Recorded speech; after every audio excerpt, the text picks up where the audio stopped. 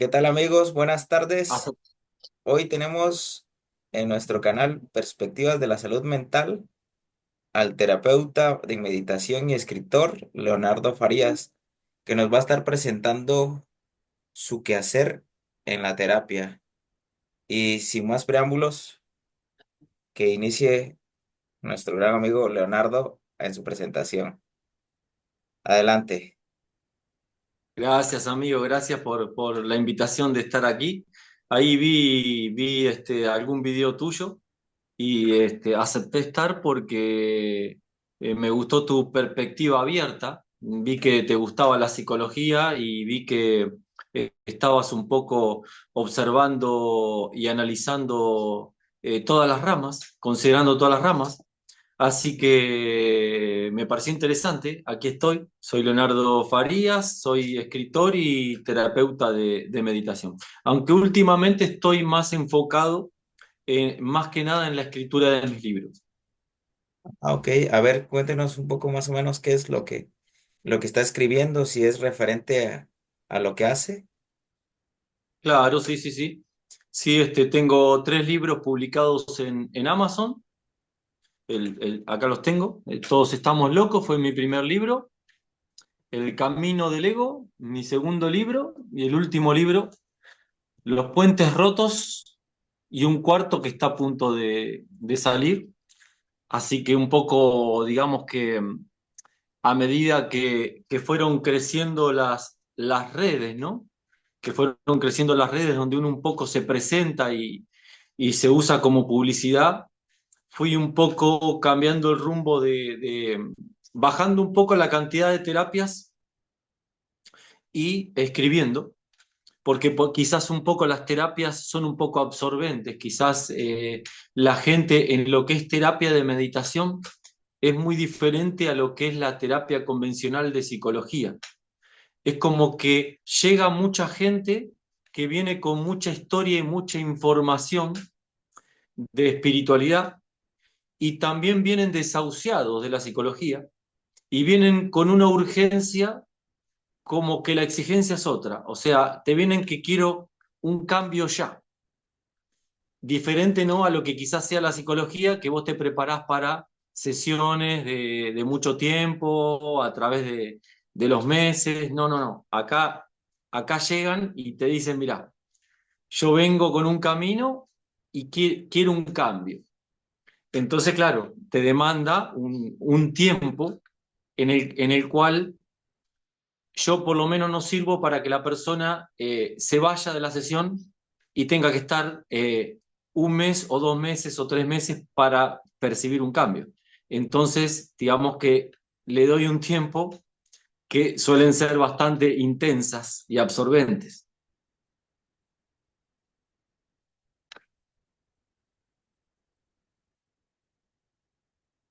¿Ahí se silenció el micrófono? ¿Se silenció tu micrófono? No te escucho. Sí, perfecto. Sí, yo lo Ahí había está, silenciado. ahí está. Le comento, ahí entonces, ¿cómo usted se adentró a este mundo de la terapia de meditación? ¿Cómo fue es que llegó a ese momento y quiénes son, digamos, los maestros, digamos, de esa, o usted mismo, digamos, fue un buscador empírico y llegó a esas conclusiones? Bien. ¿Cómo llegué? Bueno, digamos que transité un camino a través de la espiritualidad, más o menos un camino que toda persona espiritual empieza a transitar en la búsqueda de información, ¿no? Entonces, como lo cuento en mi primer libro, ¿no? Yo cuando era muy chico experimentaba muchos estados de éxtasis frente a la naturaleza. O sea, yo ni bien entraba en la naturaleza, me gustaba mucho el deporte, entraba en continuos estados de éxtasis. Entonces, cuando fui creciendo, me fui dando cuenta, creyendo que esto era natural y común en todo el mundo, ¿no? Cuando lo quise compartir, cuando lo quería compartir, me daba cuenta de que no era tan común. Entonces, digamos que a través de los años fui tratando de investigar por qué una persona podía experimentar una emocionalidad, digamos, y otra no.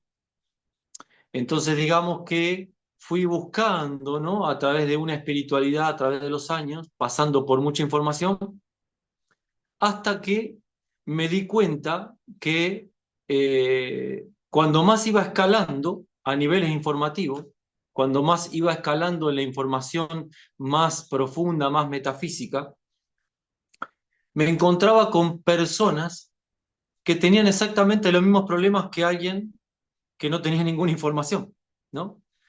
Entonces, me empecé a dar cuenta que la información no era proporcional a ese estado emocional de éxtasis, ¿no? Entonces, ¿qué pasó? A medida que fui recorriendo el camino, hubo un punto en que empecé a cuestionar un poco la información en sí como creencia. O sea, que te llegue una información y que vos digas, es buenísima o es aceptada o tiene un concepto por muchos o es de tal religión o es muy respetada o es ancestral, yo la acepto, ¿no? O es muy elevada metafísicamente, ¿no? Entonces le empecé a cuestionar como una información que uno tenga que aceptar si no es comprobable.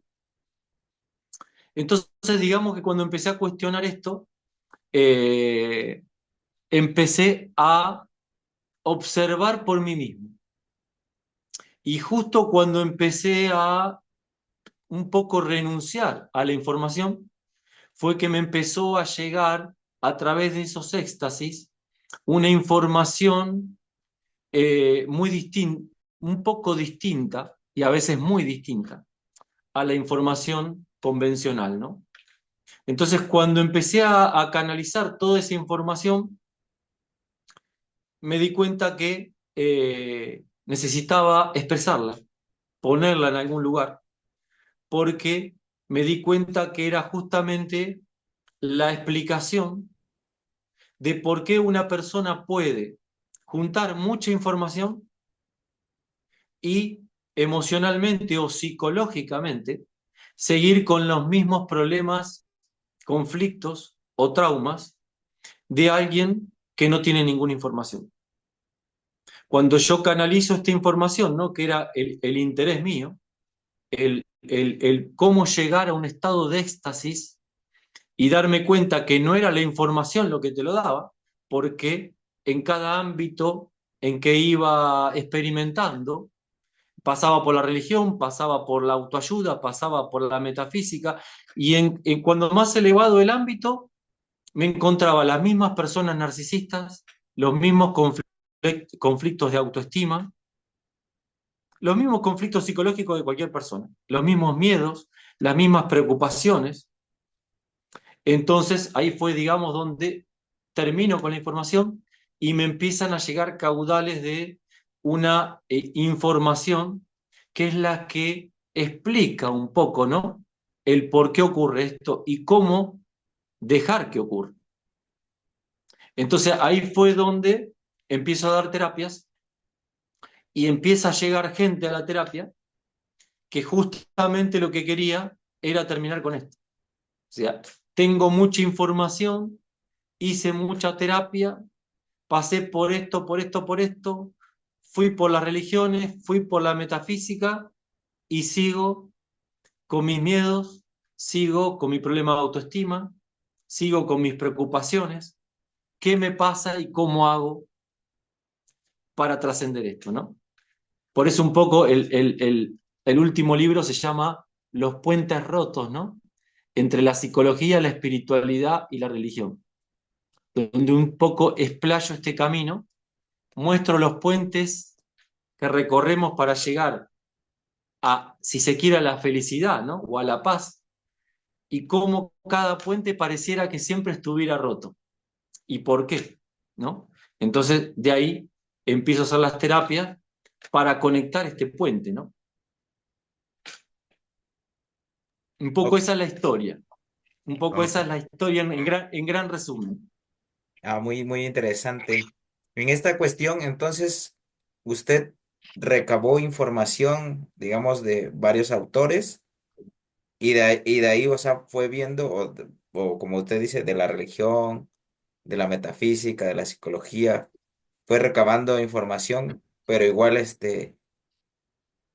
digamos, tuvo un discernimiento en su opinión y en lo que veía, que era como sí, la gente tiene demasiada información, ha leído mucho, pero eso no es lo que lo lleva a que se sienta mucho mejor, no nada más por tenerlo. No, Entonces, no, inclusive a veces lo opuesto. Inclusive puedo decir que las personas más narcisistas que conocí en mi vida las encontré dentro de la espiritualidad. ok, así como una paradoja, ¿no? Como una paradoja o como un dicho, o bueno, no sé si se ha dicho, un meme que vi de ahí del internet, donde decía que al contrario, que los personas que eran más como que decían espirituales eran más, más malvados que una persona normal, porque también, o sea, que como buscaban algo espiritual, algo, pues había algo, precisamente me recordó sus videos, algo precisamente que había mal, ¿no? Y entonces, ¿por qué les llamaba a estar buscando, a estar, digamos, más tranquilos o en paz? Sino porque algo perturbaba, ¿no? Algo perturba o algo está en su mente que podría ser que vayan a esa búsqueda, ¿no? Mm. Sí, sí, justamente aquí es donde encuentro, digamos, un puente entre la psicología y la espiritualidad, ¿no? Encuentro ese puente que muestro el por qué ocurre esto, por qué las personas transitan todo ese camino y van con un conocimiento aparentemente cada vez más elevado y no ocurre el cambio o no termina con el conflicto o los conflictos. ¿Por qué ocurría esto? ¿No? Ese es el motivo, digamos, de mis terapias y el motivo por qué escribo el libro. Entonces, ¿qué pasa? Que encuentro realmente puentes rotos dentro de la psicología y dentro de la espiritualidad y la religión. Y el primer puente roto que encuentro es que básicamente eh, dentro del funcionamiento de nuestra psicología, a la psicología, digamos, el pecado que comete la psicología, el lugar donde todo el mundo venía frustrado de la psicología, es porque la misma psicología no analiza lo mental y lo psicológico sin conectarlo a una fuente. O sea, todo problema psicológico viene de un problema de identidad, de una identidad personal. Pero toda identidad tiene que tener una raíz. Todo en la existencia tiene una raíz. O sea, eh, todo depende, todo tiene una identidad. ¿Y qué pasa? Que la misma psicología convencional analiza el funcionamiento de la psicología de la mente, ¿no? Analiza el funcionamiento de la psicología, pero deja directamente afuera todo lo que es existencial, o sea, la identidad existencial sobre la existencia, ¿no?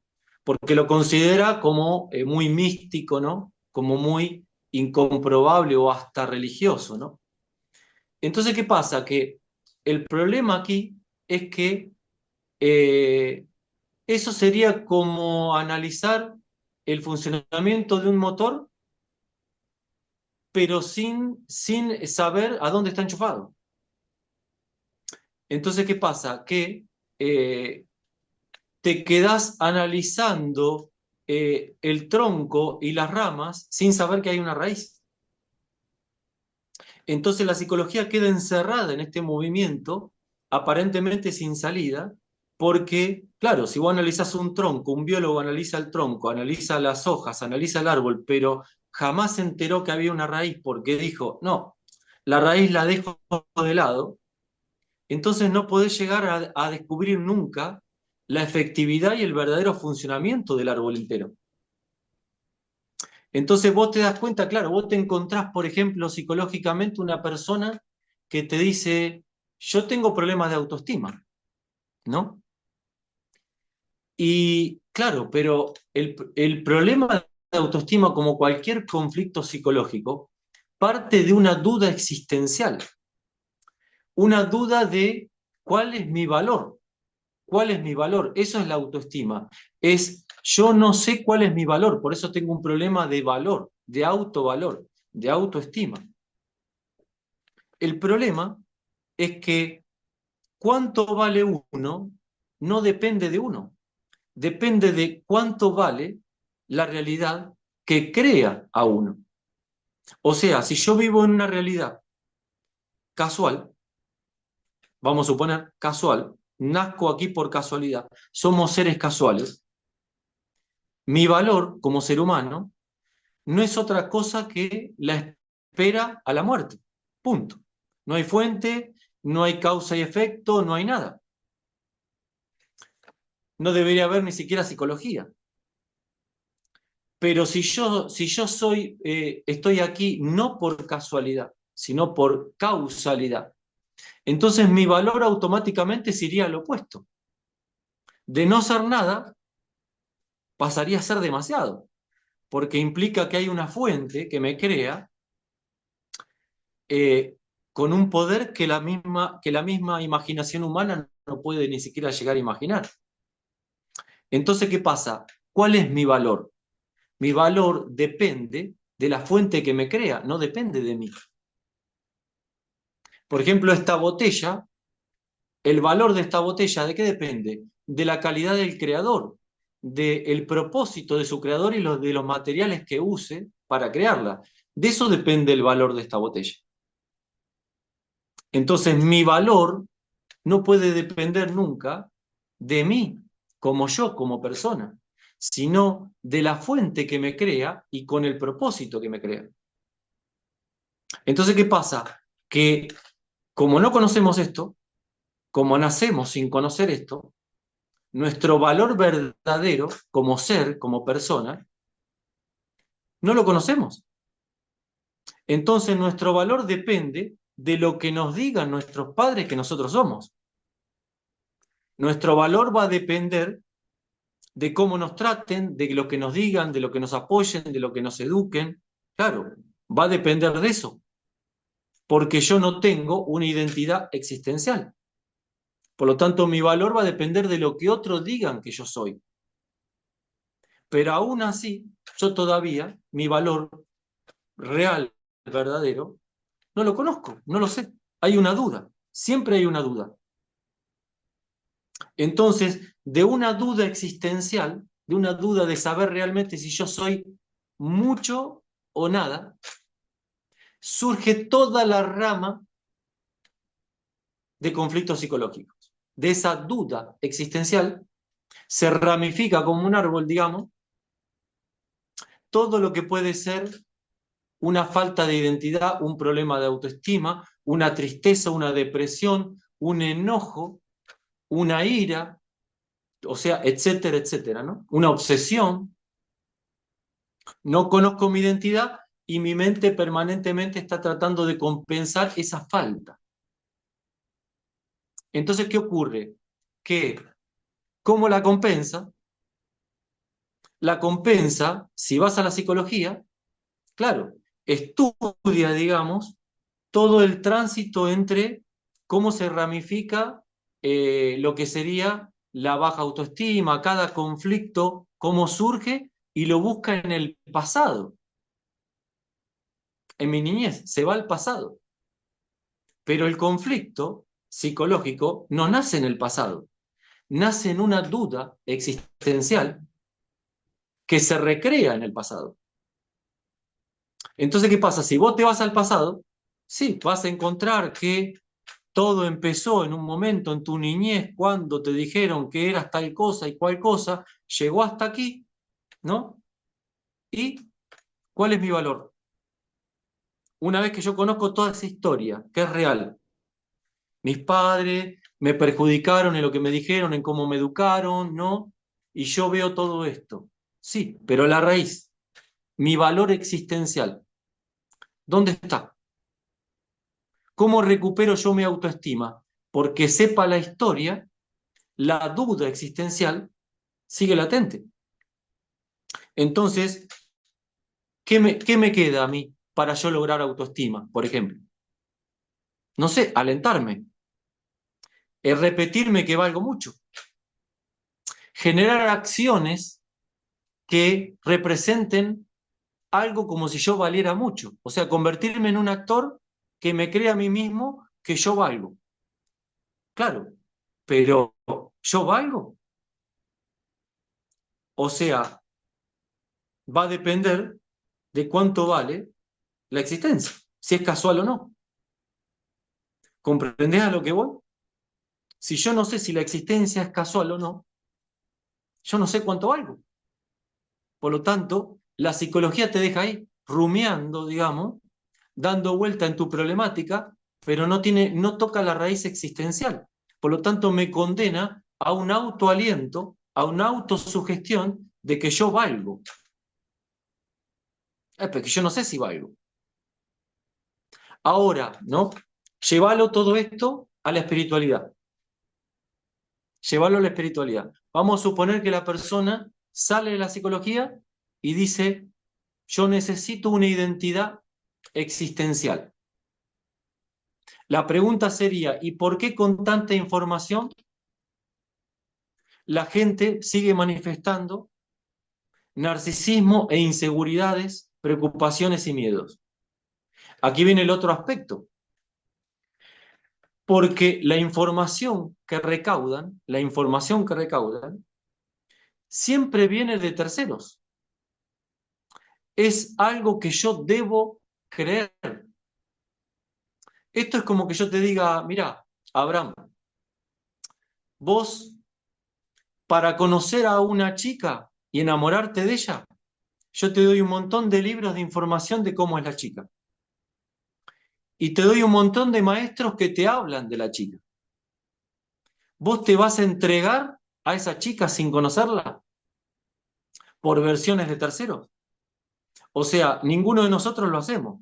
Te van a decir, está bien, a vos te puede gustar la chica, pero yo necesito verla, conocerla yo, a ver si a mí me va a atraer la chica. Entonces, ¿qué pasa?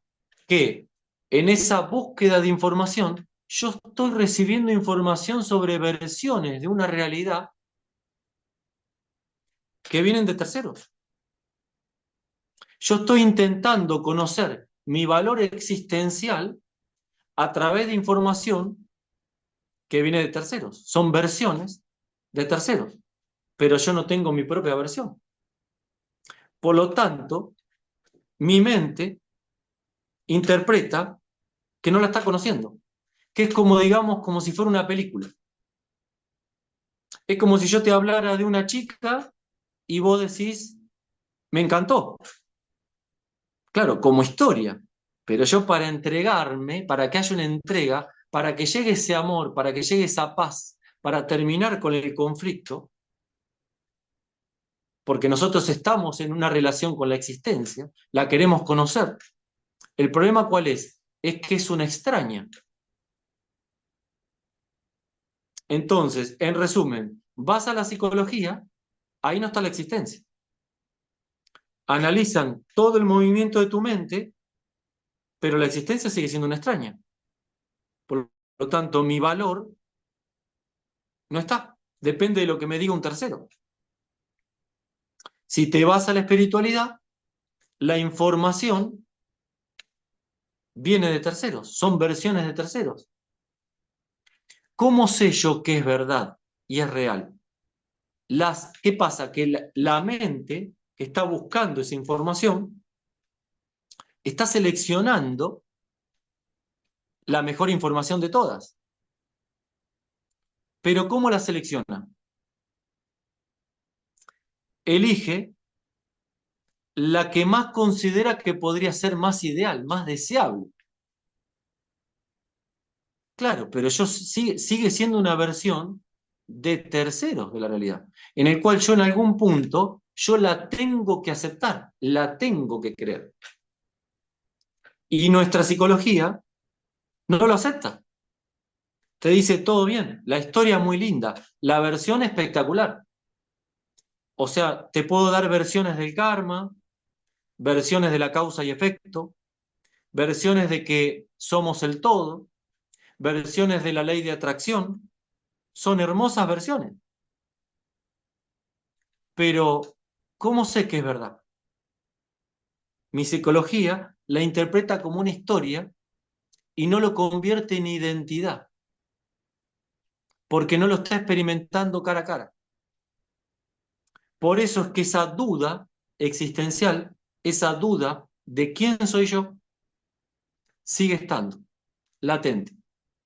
Este es el puente roto, digamos, entre la psicología, la religión y la espiritualidad. Una información que viene de terceros. Y la información que yo doy en mis libros es cómo llegar a tener mi propia información, mi propio canal, para conocer mi verdadero valor sin que tenga yo que aceptarlo de terceros. ¿Se entendió más o menos el argumento? Sí, sí, sí, se entendió perfectamente. Entonces, bueno, al resumen de lo que entendí, es que precisamente, em, digamos, las verdades que dicen, pues prácticamente no es de uno, no es de uno, siempre es de otras, de otros, de un tercero, como dice, de un tercero, y es precisamente ahí donde está, digamos, la falla existencial, ¿no? Donde no saben cuál es su verdad, ¿no? ¿Cuál es su respuesta a este mundo existencial? Y usted está haciendo un puente, el puente, bueno, si es que lo que entendí, si no, corríjame, precisamente entre psicología, la religión, la espiritualidad, y está haciendo que se unan, ¿no? Si es así más o menos. Claro, yo incorporo información sobre una versión de la realidad con la esperanza de que eso termine con mi miedo, ¿verdad? Que termine con mi inseguridad, que termine con mis obsesiones, que termine con mis preocupaciones, ¿no? Etcétera, etcétera, ¿no? ¿Y por qué no termina? Porque lo incorporo acá, lo creo, o sea, declaro que lo creo, pero mi psicología lo interpreta como una historia, no como algo real. Por lo tanto, sigo experimentando ¿qué? Miedo, preocupación, tristeza. ¿Te das cuenta? Entonces, ahí está la explicación, digamos, que contaba primero, por qué yo conocía a medida que iba escalando en las ramas, ¿no? Iba escalando en las ramas de la espiritualidad, del esoterismo, de la metafísica, y cada vez que iba escalando y yo decía, ahora esta experiencia que yo tuve de éxtasis la voy a poder compartir con un montón de gente elevada que también la tiene, y me encontraba con que me encontraba gente que quizás estaba más a gusto con personas que ni siquiera estaban en estas ramas que con esas personas, porque mantenían los mismos miedos, las mismas inseguridades, las mismas obsesiones. Entonces un poco acá encontré, ¿no? La explicación de por qué pasa todo esto. ¿Por qué pasa todo esto? ¿Cuál es la raíz de todo esto? La raíz de todo esto vos la podés encontrar cuando te das cuenta realmente cómo funciona nuestra psicología. ¿De qué manera funciona? ¿De qué manera podemos llegar a comprobar cómo funciona sin creerle a otro? Observando nuestro propio pensamiento. Cuando vos observás tu propio pensamiento, vos fíjate esto, ¿no? Vamos a hacer una comprobación a través de una observación mutua de cómo funciona verdaderamente nuestra psicología sin que venga de terceros. Fíjate una cosa, ¿Puede una persona, vos podés dejar de pensar durante 20 segundos o 30 segundos completamente? ¿Existe alguien que pueda dejar de pensar?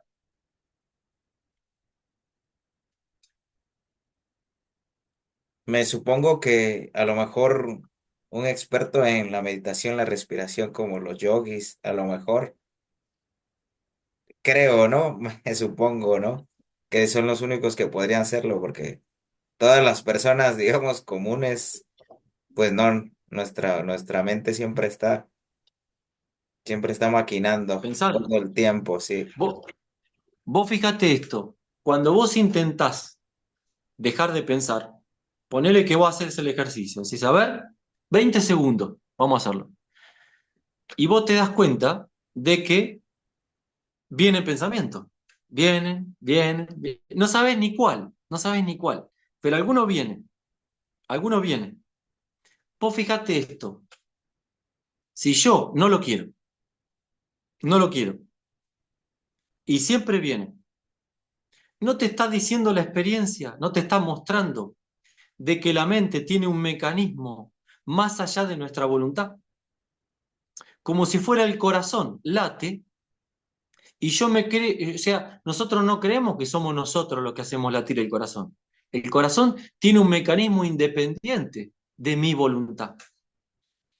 Ahora vos fíjate, si yo quiero dejar de pensar y nadie puede dejar de pensar, ¿qué está pasando ahí? Muy simple. Si el pensamiento viene, implica esto que el pensamiento no es mío, que no lo estoy creando yo. ¿Por qué? Si yo no lo estoy llamando, no quiero pensar y viene, y viene. Es más, ni sé ni cuál viene. Entonces ahí te está mostrando que hay un mecanismo mental, una naturaleza mental, por encima de lo que yo quiero o no quiero emitir. ¿Te das cuenta de esto? Entonces, ¿cuál es ese mecanismo? ¿Cómo puedo conocer ese mecanismo? ¿Cómo funciona mi mente? Y ojo que aquí está la causa y el secreto de toda la psicología. ¿Cómo funciona mi mente? Vos fijate, hay una mente que está emitiendo pensamiento permanentemente. ¿Por qué? Porque nuestra mente en sí mismo funciona del mismo modo que un ordenador, el ordenador de tu casa. ¿Qué hace un ordenador? Busca ordenar, busca orden, administración, busca que todo esté, o sea, hace cálculos para que todo esté ordenado. Vos le pedís a tu ordenador una búsqueda, un cálculo, y fíjate que el ordenador empieza con la ruedita y te da la respuesta. Entonces vos fíjate, ¿qué ocurre en nuestra mente siendo un cerebro? Por eso se le dice que los ordenadores son cerebros. ¿Qué hace? Que la mente está buscando que todo esté bien, está calculando que todo esté bien en nuestra realidad. Por eso es que nosotros estamos sentados, decimos, bueno, no quiero pensar, quiero paz, no sé, quiero paz. Paz por 1 minuto, 2 minutos. Claro, pero para que haya paz, tiene que parar esto. No puede haber preocupación si hay paz, es imposible. Entonces, ¿qué pasa? Me siento, le digo a la mente, paz, para. Y la mente envía ¿qué? Pensamiento, pensamiento. ¿Qué está pasando ahí? La mente tiene un proceso independiente de nuestra voluntad de cálculo. Está calculando, está midiendo, está haciendo una búsqueda. ¿Qué búsqueda está haciendo? Calculando el terreno de nuestra realidad. Por eso es que nosotros experimentamos pensamiento, que va y viene, va y viene. Y no solo experimentamos pensamiento, sino que también experimentamos emociones. Ahora vos fíjate, vos me dirás, ¿cómo que el pensamiento no es mío? Yo puedo pensar lo que yo quiera. Entonces yo te digo, bien, crea un pensamiento, uno solo. Y vos, tac, me decís, estoy pensando en tal cosa. Sí. Vos te vas a dar cuenta de que ese pensamiento que vos crees que creaste, siempre tiene que ver con una emoción que ya tenías. Ok. Entonces, para entrar más en materia, por ejemplo, mm, si llega un paciente y le comenta, le dice, no, pues yo vengo con una depresión.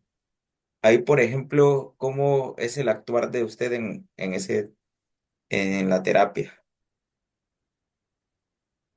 Le muestro la causa de todo conflicto, el funcionamiento de nuestra propia mente. A través de la comprobación de esto, podemos ver la causa de todo conflicto. Como te decía, si yo estoy intentando dejar de pensar 20 segundos o cualquier ser humano y nadie lo logra, entonces, ¿qué está pasando allí? Evidentemente hay un mecanismo, una naturaleza en la mente que es aparte de mi propia decisión. Entonces la mente está pensando más allá del pensamiento que yo quiero emitir, porque yo no lo quiero. Cuando nosotros estamos, por ejemplo, preocupados, esas preocupaciones, ¿quién pudiera suprimir la preocupación? ¿Qué es la tristeza? Sino una preocupación que te tira para abajo. ¿Qué ocurre? Ahí hay un mecanismo de algo que se está preocupando, o sea, que está calculando un conflicto que no puede parar de calcular y emitir pensamiento. Entonces, qué es lo que está ocurriendo ahí? ¿Cuál es la causa verdadera? La causa verdadera es que podemos con esta observación darnos cuenta, primero, que el pensamiento no es nuestro, porque si no, podríamos pararlo, podríamos manejarlo a voluntad. No podemos, no podemos. Segundo, que nuestra mente tiene un mecanismo de cálculo que está permanentemente como un ordenador tratando de ordenar, y que ¿cuál es el conflicto aquí? ¿Por qué la mente produce un conflicto o tantos conflictos? Por el simple hecho de que vos cuando le pones a una computadora, un ordenador, una búsqueda, es una búsqueda localizada sobre algo. El ordenador calcula y te tira la respuesta. Pero cuando nuestra mente, nuestro ordenador, está calculando lo que considera riesgoso o lo que considera que tiene que calcular para que todo esté ordenado, se encuentra con una realidad que no conoce, es desconocida, no sabe lo que es. Por lo tanto, calcula sobre un terreno de posibilidades infinitas. ¿Comprendés? Eso es la causa de la psicología humana. Una mente que funciona de forma independiente, cuya naturaleza es calcular, y que con el problema que se encuentra es que el cálculo que hace es infinito. Como tu ordenador, cuando queda trabado, o decir, uy, no le alcanzó la capacidad de búsqueda. Bueno, nuestra mente, podemos decir que es una psicología que en lugar de funcionar de manera natural a una velocidad armónica, funciona como si fuera un electrodoméstico acelerado porque está simplemente en una búsqueda que no termina nunca.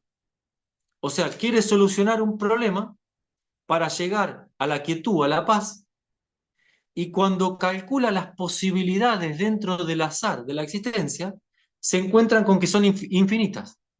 O sea, los peligros y las tareas para que todo estuviera ordenado, para que yo esté tranquilo, son infinitas.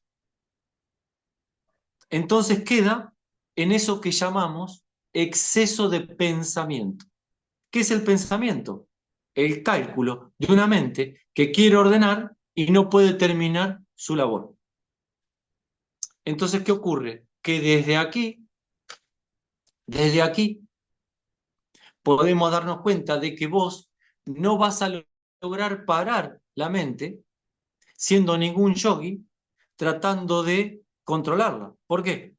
Porque la mente emite un pensamiento en forma independiente a nosotros, que está basado ¿en qué? En una búsqueda. Por lo tanto, si nosotros no le damos la respuesta al terreno de lo que está buscando, esa mente no va a parar.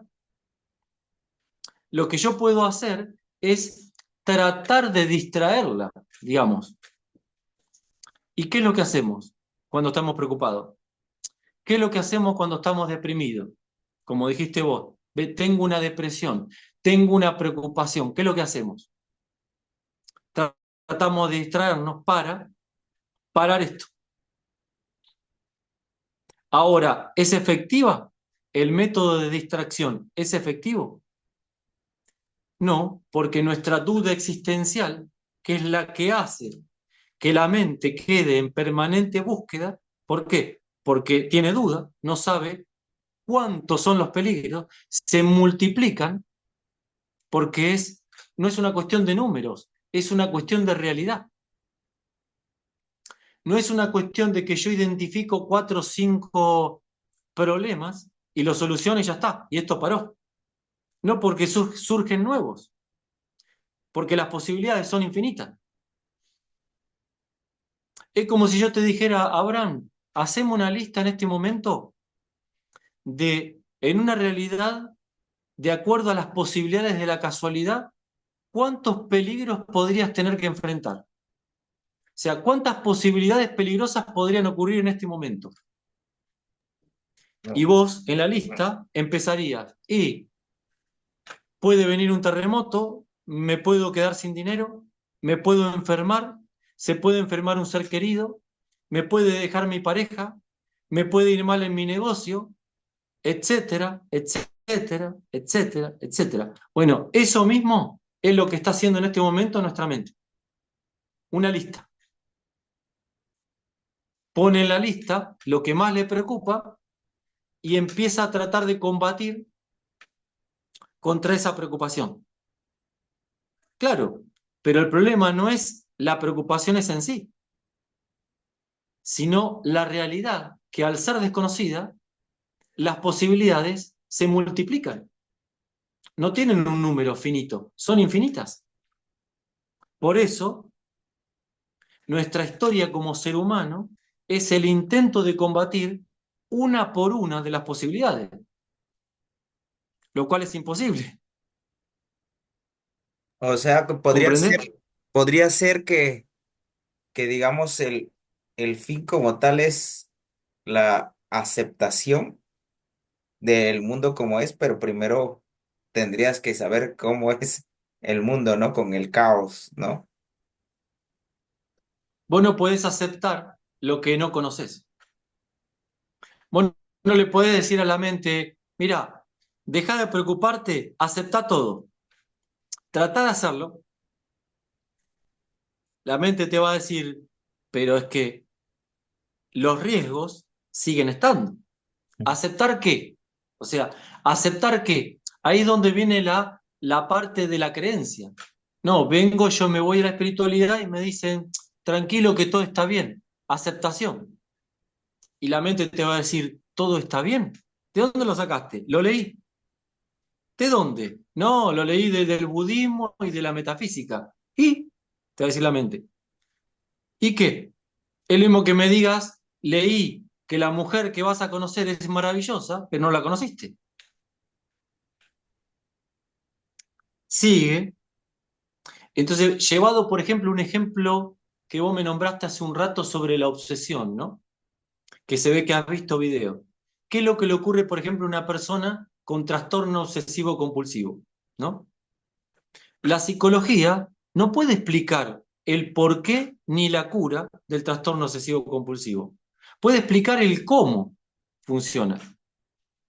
La psicología convencional lo que hace con una persona con TOC es acostumbrarla a una compulsión para que no sea tan incómoda. Pero la causa de la compulsión, de la inquietud, es una duda existencial. Entonces, ¿qué ocurre? Como la mente está calculando y está preocupada, y no puede llegar a un fin, ¿qué hace? Un ordenador compulsivo, por ejemplo, para combatir esto, ¿qué es lo que hace? Como me preocupa la realidad y mi mente no para, yo ordeno toda mi habitación y mi casa de manera pulcra para convencer a mi mente de que la realidad está perfecta. Una autosugestión mental. Entonces, ¿qué ocurre aquí? Que tiene que repetir el acto indefinidamente y tiene que hacer desaparecer de su casa el desorden, porque si no, la mente. ¿Y qué ocurre cuando ve un almohadón desacomodado? Se le desborda, ¿no? Entonces lo tiene que acomodar de vuelta. ¿Y qué gana con esto? Gana un aparente alivio cuando ve todo desacomodado y esa duda existencial la entierra bajo un orden pulcro. La entierra, o sea, no la supera, la entierra. Se convence de que la realidad está perfecta para que la mente no tenga que emitir tanto pensamiento. ¿Pero qué gana con ello? Un trastorno obsesivo compulsivo. O sea, que en lugar de lograr paz, logra un alivio momentáneo, pero se convierte en un obsesivo.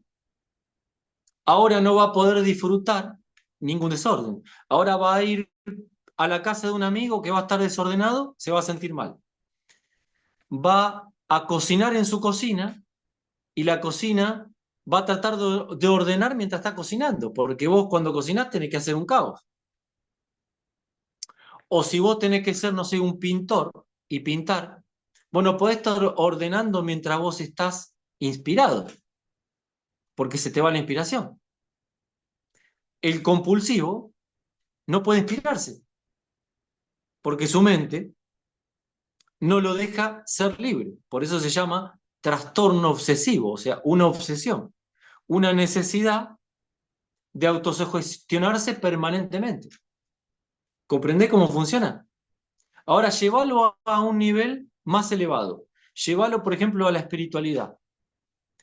¿Qué es lo que hace una persona espiritual? Tratar de ordenar sus ideas para convencerse de que todo está bien y esto pare. Para convencerse, ¿cómo? Adquiriendo información. Claro, pero esa información tiene un problema, que yo la tengo que creer, la tengo que creer. Entonces mi mente nunca va a parar, porque es una autosugestión. En lugar de ser un entendimiento, es una acumulación de información para sugestionarme que esa es la verdad que yo tengo que creer para que esto pare. Resultado, soy recontra metafísico, experto en religión, en espiritualidad, llevo años de conocimiento y sigo preocupado, con miedo, con obsesiones y con baja autoestima. ¿Ves todo el funcionamiento de la psicología, cómo se conecta, partiendo de la base de qué es el pensamiento? ¿Qué es la mente? ¿Qué es la psicología? ¿Por qué genera problemas? En- ¿Porque mis padres me lo crearon? ¿O porque, o porque yo tengo una duda existencial y no conozco mi valor? entonces, podría decirse que, que hay que vaciarse, ¿no? Vaciarse un poco de ese conocimiento adquirido. Y esto me lleva a una pregunta de, por ejemplo, ¿qué sería lo normal o, o una persona con salud mental? ¿Cómo podría usted explicarlo o al parecer que diga, ah, esta persona entendió perfectamente de qué se trata? Una persona con salud mental es una persona cuya psicología no está funcionando exigida. O sea, no tenés que convivir con una multitud de pensamientos. Nuestra psicología no está preparada para tener que adaptarse, interpretar una realidad que no conoce. ¿Por qué no está preparada? Porque va a vivir con un cálculo eterno. Entonces, ¿qué sería la salud mental? Terminar el cálculo. ¿Y cómo termina el cálculo? Conociendo la realidad. Claro, pero no a través de información, sino a través de una información que a mí me dé un conocimiento cara a cara con esa realidad. O sea, conociendo a la chica. O sea, si la existencia fuera una relación, funciona del mismo modo que una relación humana. Si yo tengo que, si yo tengo que conocer a Abraham, si yo vengo con un montón de libros y preconceptos de Abraham que me contaron, yo no lo puedo ver, porque mi percepción está influenciada por los conceptos. Yo para conocer a Abraham tengo que tirar a la basura todo lo que me dijeron de Abraham, mirarlo cara a cara y usar mi observación y mis sentidos para conectar mis sentidos, mis 5 sentidos, a las expresiones de Abraham para ver cómo habla, cómo se mueve, el tono de su voz, cómo opina, cómo reacciona, cómo siente, cómo camina, cómo se sienta, y ahí conocer a Abraham. La única manera de conocer a Abraham es directamente. Entonces, ¿cómo conocemos a la realidad? Más allá de informaciones de terceros. Del mismo modo en que conozco una persona, a través de conocer las expresiones de esa realidad. ¿Cómo sé si soy todo o nada? ¿Cómo sé cuánto valgo? ¿Cómo sé si soy producto de la casualidad o producto de una conciencia? Tengo que ir a conocer con mi observación una realidad en donde yo pueda encontrar expresión. La única manera de conocer a una persona es a través de su expresión. ¿Qué es la expresión? Es la manifestación de la emoción de una persona. El arte, por ejemplo, es expresión. Tu forma de hablar es expresión. Tu opinión es expresión. Entonces, yo para conocer de una manera directa, en la cual yo no tenga que creer y que mi mente siga calculando porque interprete que es una sugestión, yo necesito ir directo, directo. Tener una versión propia de la realidad y no una versión ajena. Pero ahí cambia completamente, fíjate, la psicología, porque yo en lugar de acumular información aquí, que nunca baja aquí, hago al revés. Uso mi observación y empiezo a percibir con mis sentidos a ver si realmente allí afuera hay una expresión. En donde hay una expresión, hay una inteligencia. Esa es la forma directa, a través de un poder que se llama poder de observación. Te pongo un ejemplo, mira, práctico, para que vos lo veas. En este momento, ¿qué me dirías si yo te digo que vos podés confirmar la existencia de Dios sin conocimiento? Solo con tu observación. Si yo te llevo con preguntas a una observación, vos mismo vas a confirmar o rechazar la existencia de Dios. Por ejemplo, si yo te digo, Abraham, ¿vos creés que puede existir la posibilidad a que esta botella aparezca delante tuyo por mera casualidad? Así como la ves, con este diseño, con la tapita. O sea, ¿la casualidad puede crear una botella? La mezcla de Vivant, no sé. Todas las casualidades puede hacer que esta botella, así como la ves, aparezca en tu camino.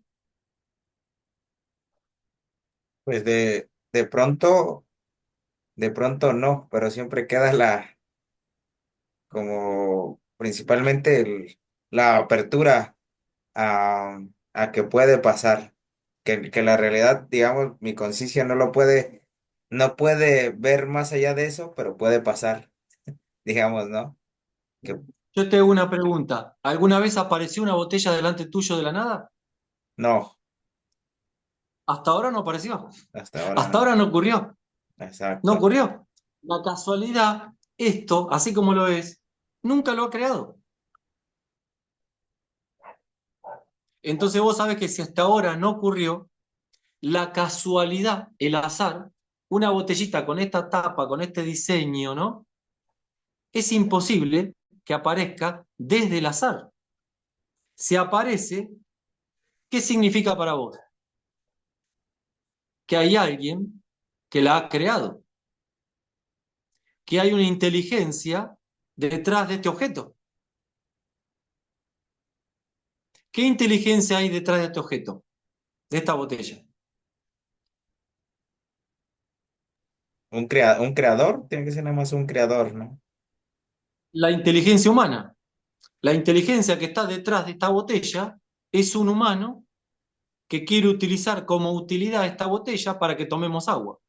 Vos la ves y sabés que detrás de esta botella la casualidad es imposible que esté. Hay una inteligencia humana que la creó. Entonces, si para vos es imposible que esta botella aparezca desde la casualidad, algo tan simple como esta botella, ¿vos crees que nosotros, la inteligencia humana que crea esa botella, puede aparecer desde la casualidad? No, Imposible. imposible. O sea, no puede aparecer la botella, menos va a aparecer Abraham Sí. o Leonardo, ¿no? Imposible. Vos sabés cuando ves esta botella que hay una inteligencia detrás. Por lo tanto, sabés que cuando me ves a mí, que hay una inteligencia detrás. ¿Te das cuenta? Pero si vos vas a buscar a Dios a través de una religión, te vas a encontrar de todo, pero lo tenés que creer. Pero cuando estás usando la observación como si recién hubieras caído en la tierra con lo que tenés a mano, si no, imagínate que no existiera libro alguno. Imagínate que no existiera. Vos tendrías que sacar tu propia conclusión sobre quién sos. Y empezás a mirar y te encontrás un árbol.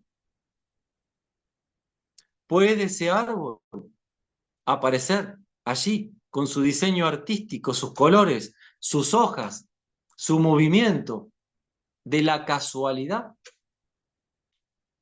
cuando no puede aparecer esta botella? Te encontrás con otro ser humano o vos mismo, te mirás, ¿puede esto ser creado desde lo casual? Te encontrás una respuesta que es indudable. Sabés que detrás de este diseño hay una inteligencia. Por lo tanto, llegás a la confirmación de que hay una fuente y una inteligencia sin tener que haberlo leído. Y esto sí se incorpora a la psicología.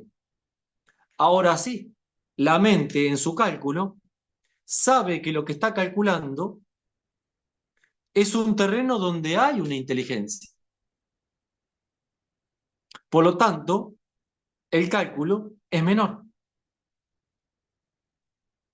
Si la mente o la observación puede seguir observando y seguir juntando datos desde la propia observación para llegar a entender el propósito de esa inteligencia, esto va a calcular menos todavía, porque el terreno y el cálculo es cada vez menor.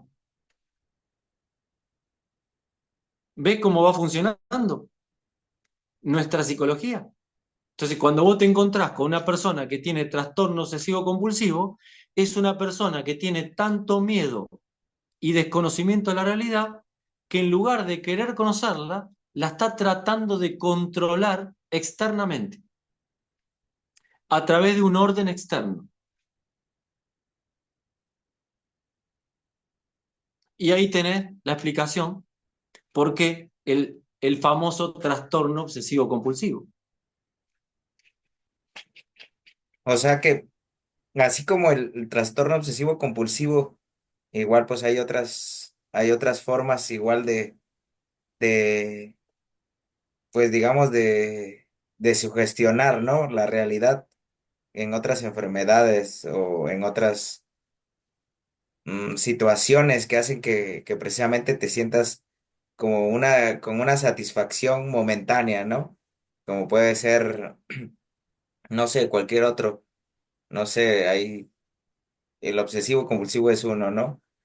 Pero podría ser Ujú. en otra cuestión, ¿no? Como en los histéricos o, no sé, igual en depresión, ansiedad, que viene siendo lo mismo, pero es como otra forma también de amalgamar esa duda existencial, ¿no? De amalgamarla y llevarla a ese plano. Entonces, sí, ya, con todo este recorrido que me dio, ya por fin sí Va logro, sacando sí, conclusiones, ya va voy entendiendo, conectando, va sí. conectando la psicología. ¿Cómo llega esto a todo el resto de la psicología? Una mente que es expuesta a una realidad que no conoce, empieza a calcular. En ese cálculo empieza a funcionar forzada y aceleradamente, o sea, emite una multitud de pensamientos que no acaban nunca. Entonces, como vos dijiste recién, tengo que buscar a que pare. Pero si yo no conozco la realidad, ¿cómo va a parar que no sea de otra forma que una sugestión? Yo me puedo sugestionar ordenando mi casa, me puedo sugestionar buscando pareja para que me quiera, me puedo sugestionar siendo famoso, teniendo dinero, para creer que mi mundo está en orden, me puedo sugestionar volviéndome creyente de una religión, llenándome, siendo experto en conocimiento metafísico, junto información de afuera, de terceros, digo que es verdad porque los terceros la creen, porque lo dijo Jesús, porque lo dijo Buda, porque lo dijo el Tao, lo incorporo, ¿para qué? Para que esto pare, pero sigue siendo algo en el cual yo tengo que ser deshonesto, porque yo digo que lo creo sin haberlo comprobado. ¿Por qué? Porque busco un alivio, pero el alivio, ¿qué provoca? Una compulsión, porque yo necesito repetirlo. El que tiene TOC, ¿qué hace? Repite. Vos le tirás un almohadón mal acomodado, lo volvés loco. Ahora, ¿qué es lo que ocurre, por ejemplo, con un creyente cuando le decís que es falso o le pones en tela de juicio su creencia? Te saca la Biblia y te empieza a recitar y a repetir compulsivamente todo lo que dice que es la verdad, que la Sí. aceptó de un libro. Ajá, podría ser como las llamadas falacias, ¿no? De autor, ¿no? Porque la toman como verdad, pero dice no sé, dice Sigmund Freud que es tal, tal, y como lo dice él, ya se toma como una verdad, ¿no? Y que realmente es algo que no debe suceder. Puede ser como una guía, digamos, pero no se debe tomar como esa verdad absoluta. Y a veces las personas son muy, en la carrera, son muy así de decir, o como dicen a pie de página, dice este autor así, así, así. Y hay unos dicen, pero ¿por qué no puedo discernir de ese conocimiento, ¿no? Y hay unos que como dice, se lo toman como a rajatabla lo que es. Y es precisamente lo que, lo que estamos viendo, ¿no? De que precisamente en este mundo del lenguaje hay muchísimas falacias ad hominem, falacias. Entonces casi todo, como todos nos dicen, pues nos los creemos, ¿no? Y el primero que siempre nos dice una verdad son los padres, ¿no? Siempre la mamá y El la primero, papá son el primero.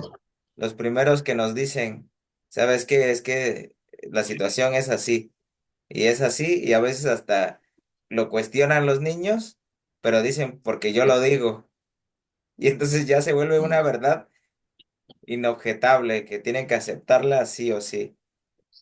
Tengo una pregunta, y ya para concluir, este, ¿la terapia de meditación tiene algo que ver con la respiración o es meditación en base a los pensamientos? La respiración funciona del mismo imagínate que vos, desde la comprensión de cómo funciona nuestra mente, ¿qué es la respiración sin una resonancia de esto? ¿Qué es lo que ocurre cuando estás preocupado, cuando estás tenso, cuando estás con demasiado cálculo? ¿Cómo respirás? Rápido, Mal, sí, mal, sí, agitadamente, claro, sí, ¿no?